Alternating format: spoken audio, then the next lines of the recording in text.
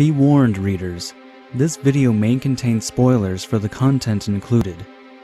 Now that you have been fairly warned, let's begin today's retrospective. Welcome back to a series of unfortunate events, The Reptile Room, by Lemony Snicket. In Chapter 8, as the children and Mr. Poe walked back to the house, a small gray car showed up as well. A tall, skinny man with oddly stiff hands came out of the car. The man's name is Dr. Lucafont. Count Olaf called for a doctor and he arrived rather quickly. Dr. Lucafont began his examination of Uncle Monty's body, and Count Olaf told Mr. Poe that when he was done, the doctor would be taking Mr. Poe to a mechanic to get his car fixed. Count Olaf would stay with the children. Klaus said no, they would not be staying with him.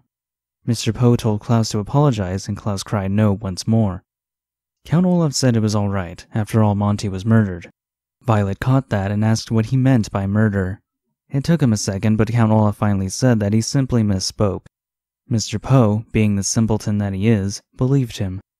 They had a small argument about who would be traveling in whose car.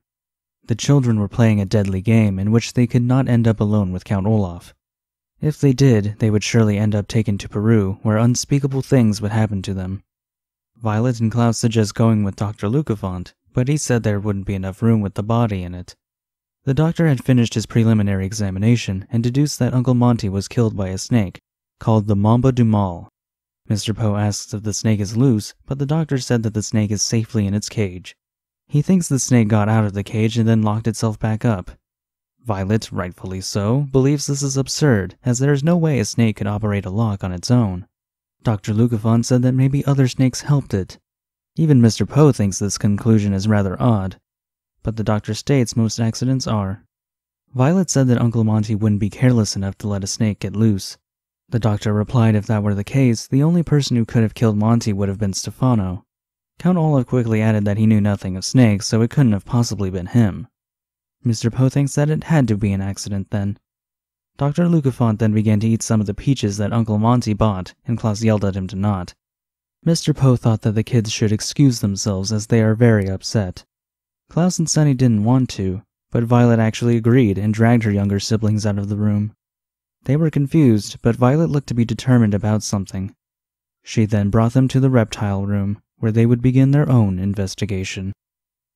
That Lucafont character sure seems strange. Most of the adults are clueless and weird, but he showed up really quickly and his deduction seems rather unusual. We know that Count Olaf killed Uncle Monty, so obviously the stranger wouldn't know that. This is some more dramatic irony.